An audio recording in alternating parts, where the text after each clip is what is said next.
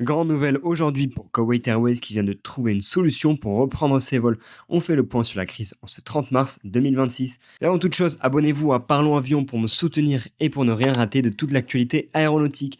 La compagnie koweïtienne reprend ses vols vers Istanbul dès demain, le 1er avril. Mais attention, pas de vol direct pour le moment, les passagers font leur check-in dans un centre commercial au Koweït, montent dans un bus jusqu'à la frontière saoudienne, puis décollent depuis Dammam. Un système hybride Air Route totalement inédit au rythme de 2 vols par semaine. Pour Emirates, la compagnie continue sur sa montée en puissance. La compagnie est désormais à plus de 70% de sa capacité d'avant-crise. C'est de loin la compagnie du Golfe qui a repris le plus vite.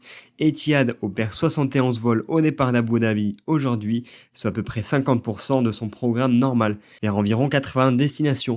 La compagnie monte doucement mais ne reprend pas encore le transit de correspondance à pleine capacité. Qatar Airways, elle, passe à 60 vols confirmés aujourd'hui au départ de Doha. C'est en nette hausse par rapport aux 39 de la semaine dernière, mais ça reste seulement 25% de sa capacité d'avant-crise.